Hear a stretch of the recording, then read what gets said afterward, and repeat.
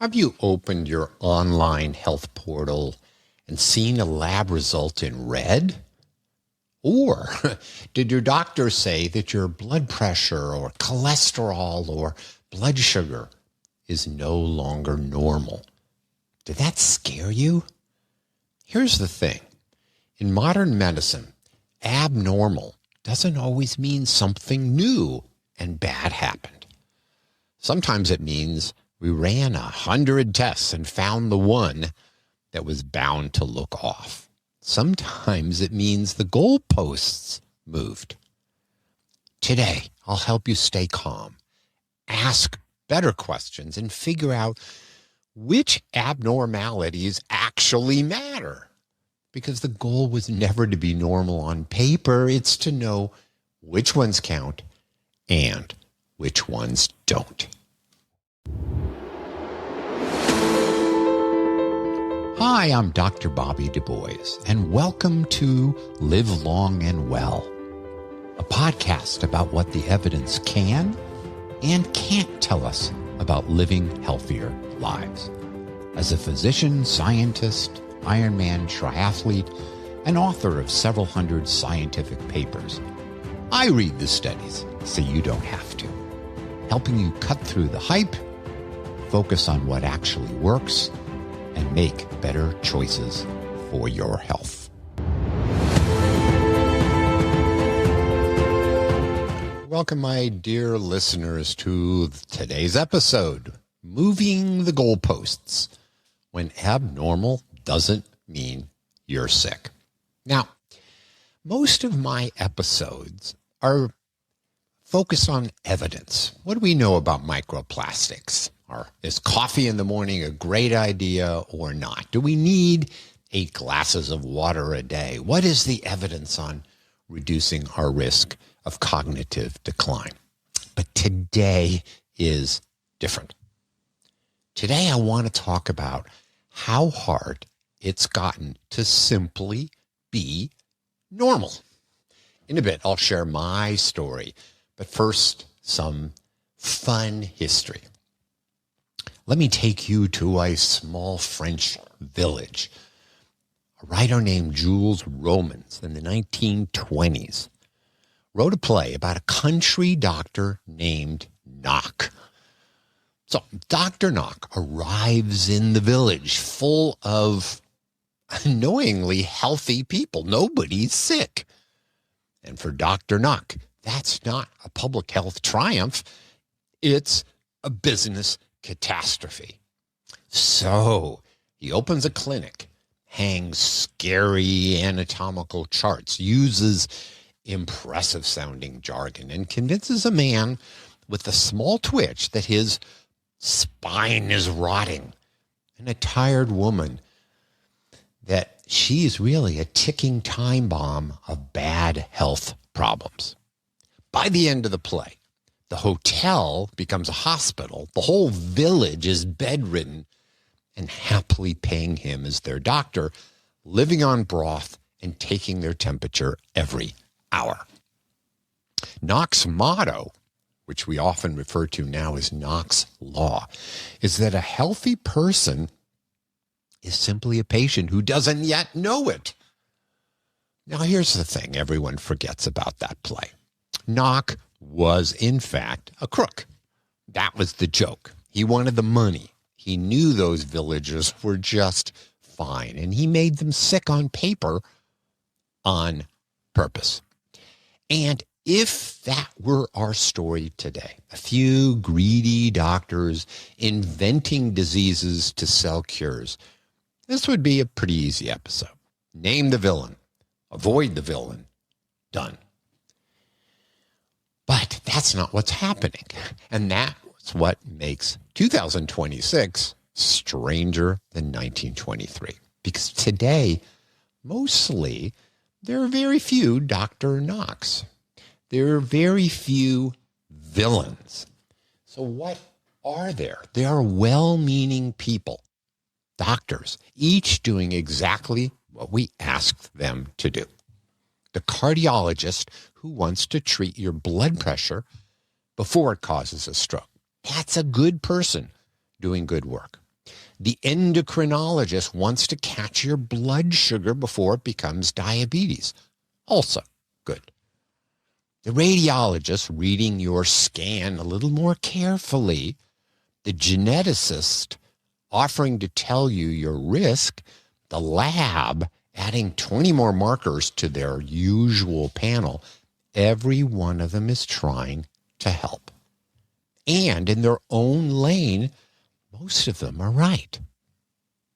The problem isn't any one of them. The problem is all of them at once on you. Each expert wants to optimize their own corner. Nobody's actual job is to stand back and add it all up. And when everyone lowers their threshold to catch their disease a little easier, the person in the middle, you, quietly collects a stack of labels and wakes up one morning a full-time patient without ever having gotten sick. Now, are there people cashing in? Of course. More labels means more visits, more scans, more stuff to sell, like supplements, and parts of the wellness world run on exactly that. And we've talked about hype, what causes hype, how common hype is, and I really, really welcome you to listen to some of those episodes because it's so central to how I look at the world. But that is not the main driver. The main one is 1,000 good intentions and nobody thinking more broadly about what is happening. So you and I, let's think more broadly today. And again, today is not a story about villains. It's a story about what happens when everyone is right in their own lane and nobody's watching the whole swimming pool. Today, I want to explore why it has become so hard to just be normal. And because I always want this to be action-oriented for you, what do you do about it? Well, let me give you the punchline. We're going to talk through this a few times during the course of today. Ask for questions. Is that lab result or office visit finding real, relevant, risky to me, or resolvable? 4 questions. So many of you have signed up for my newsletter and my one-page action prescriptions. If you haven't, please do so. Simple, easy, free, link in the show notes, or just go to drbobbyevidence.com and sign up. I love to reach out to you on a regular basis with each of my episodes. I try to tell a little story in each newsletter and give you a chance to click on references and get those one-page summaries. Okay, I would like to share 2 stories. 2 stories about me, being a bit personal, giving you some history of me to get us started. Okay, it was in my late 30s. I thought, well, if I'm ever going to run a marathon, now's a pretty good time to get started. So I would get up early in the morning before our 2 daughters were awake and my wife was awake. So I would walk out the door, begin running, and then come to a red signal and stop. Oops. The next thing I knew, and this happened several times, I had fainted on the ground, looking up in the middle of the street at 5 in the morning. Okay, not so good. And of course, as any good doctor, I ignored it. Can't be anything serious. Well, eventually I did go to the doctor, ended up with the cardiologist, ended up with many, many, many tests, a cascade of tests, heart tests, x-rays. Well, what do we find? Well, nothing bad. Good. That was good news. I didn't need medicine. I didn't need a procedure. I had a autonomic nervous system that allowed my blood pressure to fall, and to faint if I started exercise, then stopped suddenly, kind of like a horse at the end of a race. You continue to walk them. You don't stop them because bad things happen. Okay, so nothing serious. I learned how to deal with it. But in the course of those tests, I went from normal to worrisomely abnormal. Why? Because on one of the scans, one of the tests, one of the x-rays, I had a big heart. Now, was that big heart due to my exercising a lot? Was that big heart due to some heart abnormality or genetic abnormality? I don't know. They didn't know. And in the cardiologist's office on his bookshelf was something a book titled Sudden Death in Athletes. I'm like, well, this isn't very reassuring. What did I do with that information? I have carried that with me for the last number of decades. I have a large heart, and we don't really know what it means. Now, in this case, the testing was appropriate. So this is not an anti-testing show. But I became a patient with a large heart. Okay, story one. Second story.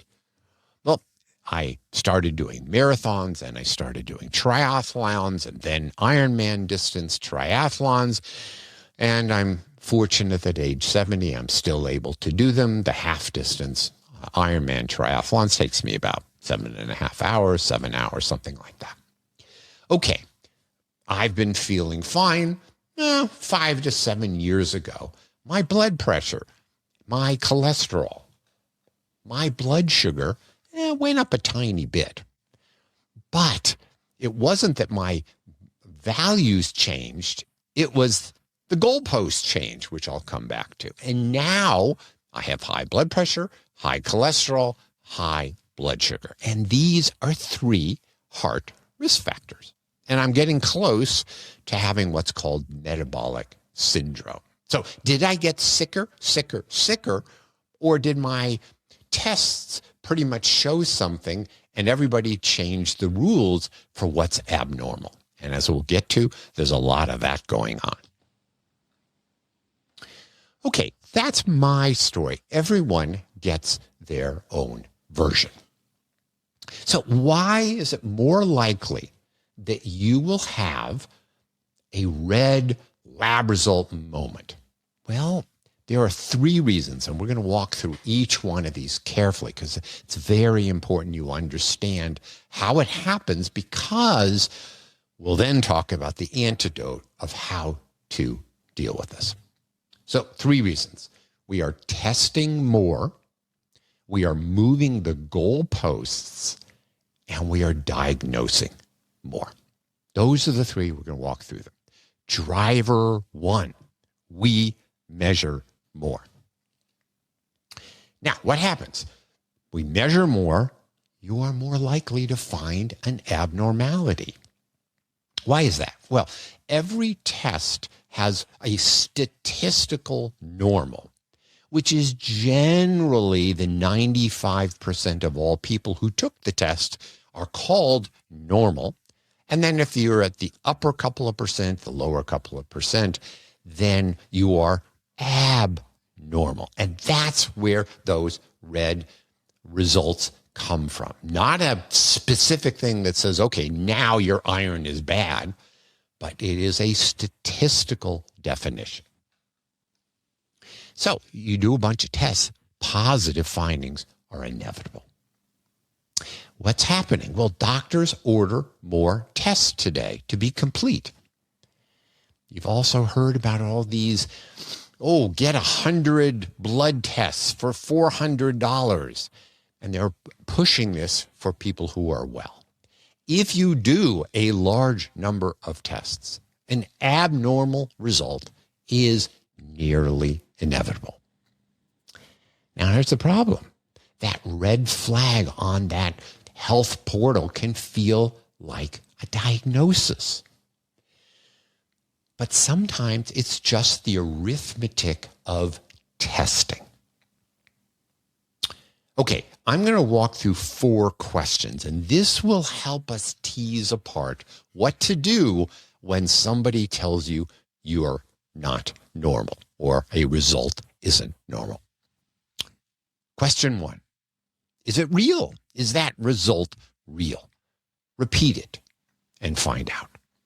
Question 2, is the result relevant? Do we have symptoms? Is this relevant to our symptoms, or was it just a routine panel? And genetic testing today is much more common as an example. We're all concerned about the risk of dementia, and now there are gene testing to help us figure out what our risk might be. And there's a gene, the APOE gene, which I've talked about in prior episodes. And there's the version that's the APOE3, the version that's the APOE4. APOE4 is a problem and more likely to cause dementia. And you get a copy of this gene from your mom and a copy from your dad, so you have 2 copies. And here are the data. If you don't have the APOE4, you just have APOE2 or APOE3, your risk, if you don't have any of those, is about a 10% risk of dementia. If you have one APOE4 copy, jumps to 20% risk of dementia. If you have both genes are APOE4, it rises to about 60%. So you do the blood test in yourself. You feel the same before the blood test. You feel the same after the blood test. Now you've got this risk. Now your brain's obviously unchanged between yesterday and today, but your self-image of how you look at yourself and your life ahead of you may shift. So remember a couple of those questions. Is the result real? Well, it probably is. These are pretty accurate tests. Is it relevant? Yes, if you're worried about dementia, it's relevant. So now we have 2 more questions. Passes the first 2. Third, question 3, risk. Does it increase your risk of dementia? And the answer is yes, it does. At a population level, it increases your risk. And question 4, is it resolvable? So if you had that positive gene testing, would it change anything? Would it change how you prevent or treat? Thanks. And the area of dementia is a bit problematic, but listen to my episode on can you reduce your risk of dementia? And I talk about a whole series of things you can do. And 45% of dementia, it's estimated, is preventable at the population level. So before doing a test, you have to ask yourself the question, why am I doing this test? What am I going to do with that information?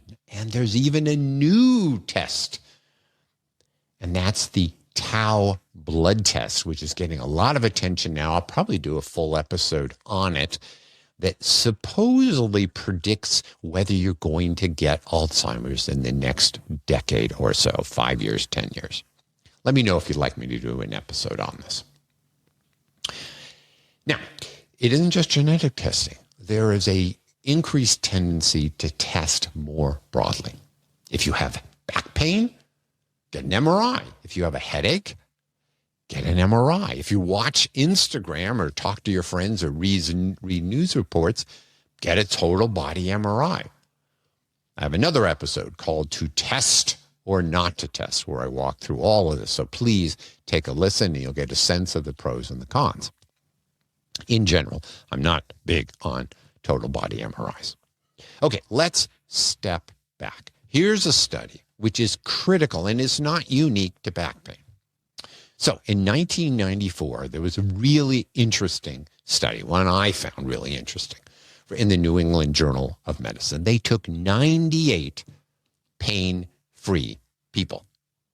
So no back pain, nothing suggestive of a back problem. What did they find? Well, 36% of the MRIs on these people were normal. Okay, that's great. 36 were normal. Uh-oh, That means 64% weren't normal. And these were normal people with no symptoms. So 2/3 of asymptomatic people with respect to back pain did not have a normal scan. 52% had a bulging disc. Doesn't that sound scary? 27%, 1 in 4, had a protrusion, a piece of the disc that was squeezing out to cause problems. And 1% had an extruded disc, meaning a piece of it had broken loose and was in your spinal canal. These people were asymptomatic. So if you routinely get an MRI because you have a little twinge of back pain, you have a 2/3 chance for it to be abnormal, which is why you need to think carefully before you get a test, because you may find it's abnormal. You may then want to do all sorts of things to solve the problem, when in fact you had that problem even before you got symptoms. Here's another example, and I talked about it in my testing episode. South Korea decided in the 1990s it was going to catch and reduce thyroid cancer. And so they did lots and lots of ultrasounds of your thyroid gland, which sits in your neck. And what did they find? Over the course of 15 years, there was a 15-fold increase in cancer. Wow, they were finding lots of cancer on these ultrasounds and then doing biopsies and all the rest. Guess what? Even though they found all that evidence of thyroid cancer, mortality didn't change. All right, so that brings us to question 2. Is that abnormal result relevant? Now we need to see why with an MRI of the back, why if you did an ultrasound of the thyroid, you might find something, but it may not be relevant. A bulge in your disc doesn't really explain anything. A thyroid nodule didn't affect most of those people. Okay, so do lots of tests, get abnormalities. Many of those are going to be incidental or statistical and may not mean anything to you other than we've now started to scare you.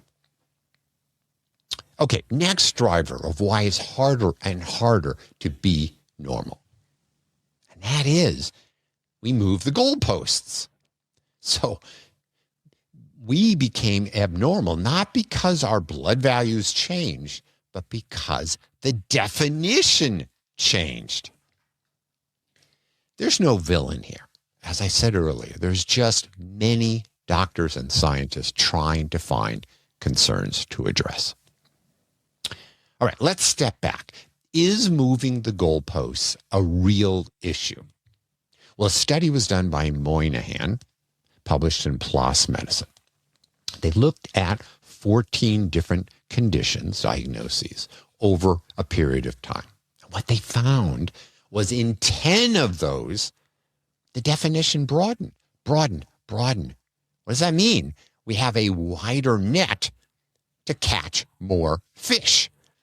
So we found more people with high blood pressure. We found more people with a blood sugar problem. Not because there's more of those people over that period of time, but because we widened the definition.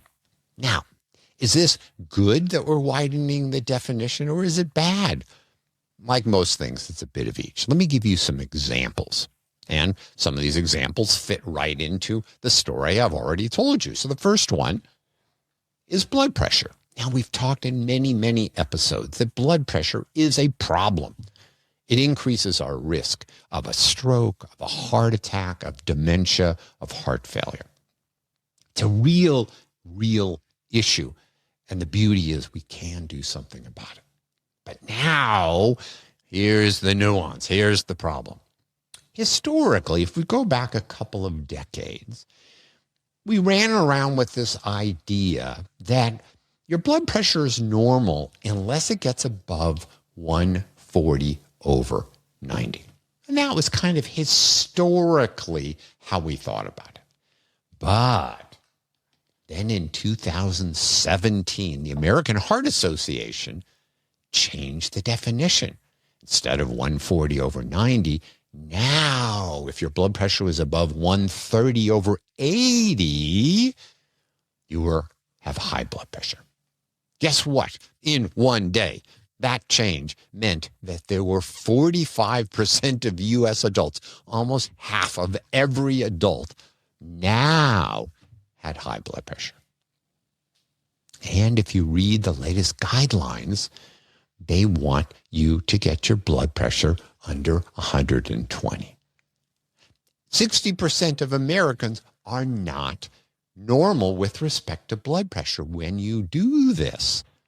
So what is normal? What should you do? How should you think about it?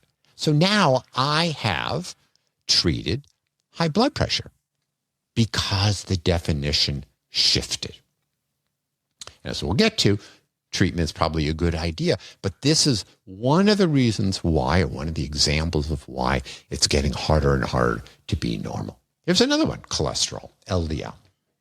It is a real marker of high risk for heart disease, and many, many studies have shown that lowering the LDL level matters.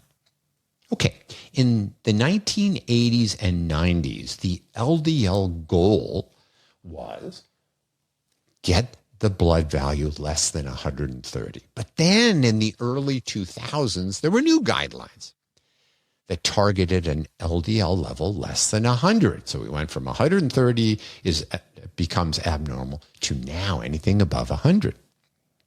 In 2010s, American College of Cardiology dropped it even further. Normal, the goal is to get the LDL below 70.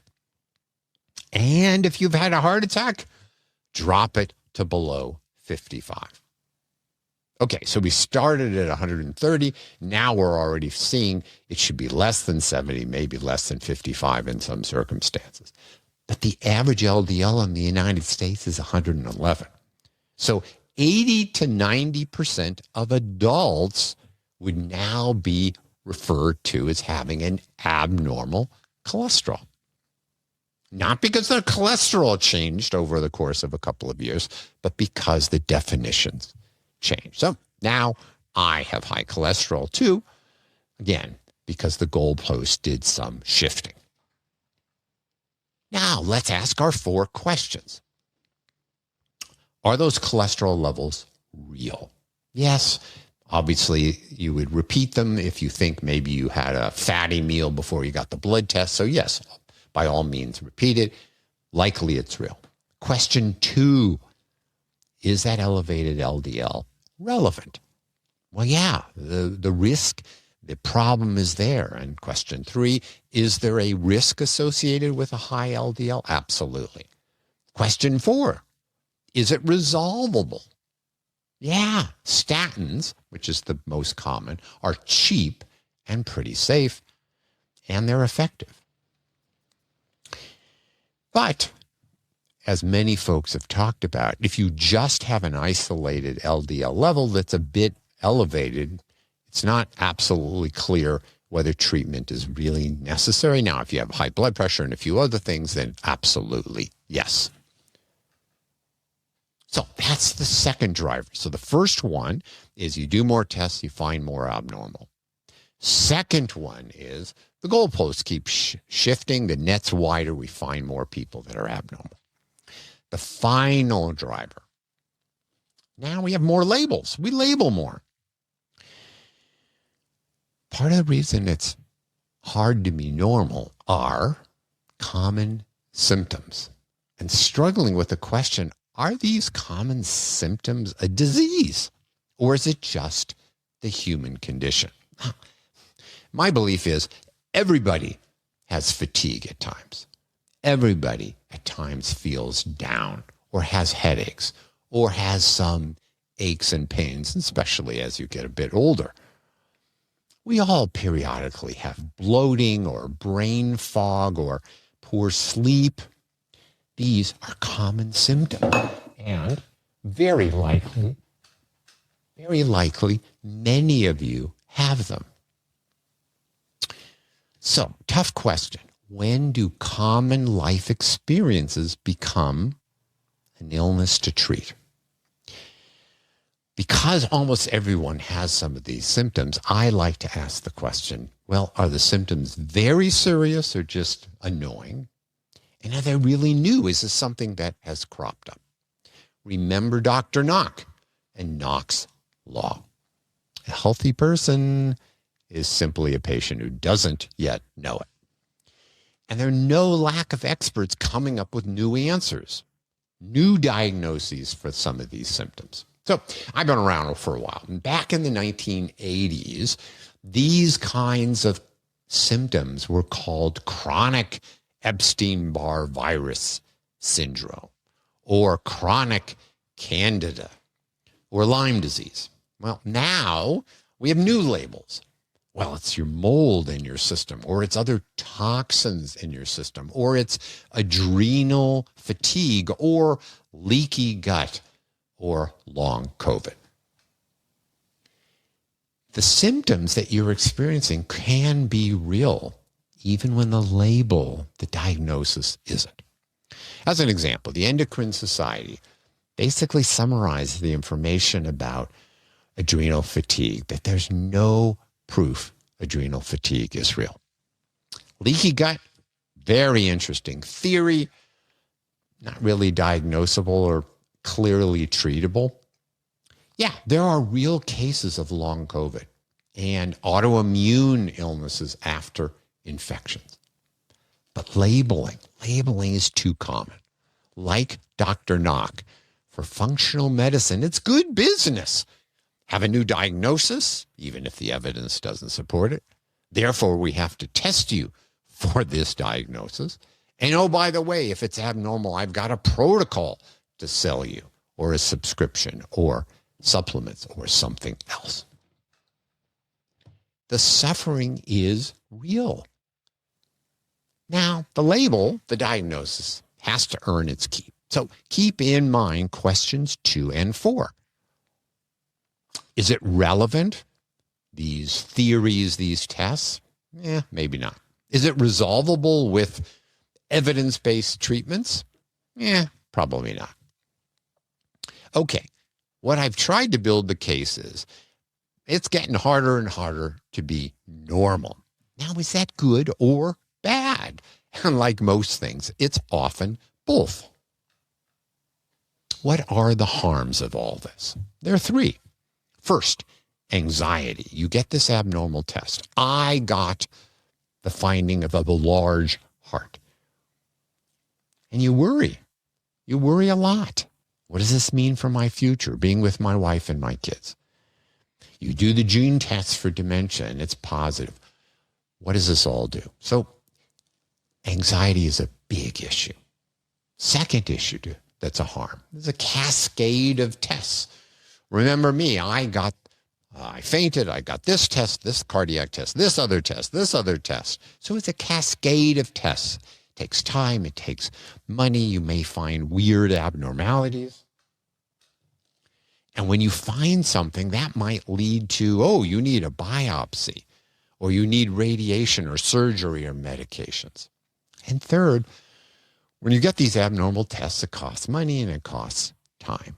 So I don't want to leave you depressed. I don't want to leave you with, what do I do, Dr. Bobby? There is an antidote, the framework. So to recap, 4 questions. Is it real, this abnormal finding? Is it relevant, this abnormal finding? Does it increase my risk with this abnormal finding? And can we do anything about it? Is it resolvable? Think twice before you get a test and understand, if it's positive, what that label means and how it may apply to you. Ask your doctor. Ask for the evidence that this approach will help you, that doing these tests will inevitably help you. All right, let's wrap things up. Health is not having a perfect lab panel. a spotless scan, or a perfect genome. Health really is, as the title of my podcast suggests, live long and well. So it's an opportunity to live the life you value with the most function and freedom from suffering, avoidable suffering you can get. Today's healthcare has given us so many genuine miracles. We can prevent strokes by treating blood pressure. We cut heart attacks by treating the right people. We catch dangerous cancers. We find genetic risks that may truly matter. But every powerful tool or test casts a shadow. And the shadow of this one is that we can now measure more than ever we did before. And we label more, and we move the goalposts a lot.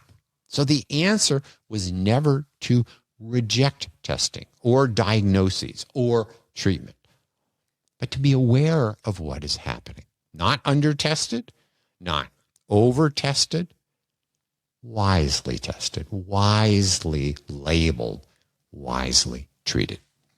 So, the next time you see a red value on your internet health portal, or a scary word on a scan, a new diagnosis, or a company asking, wouldn't you want to know?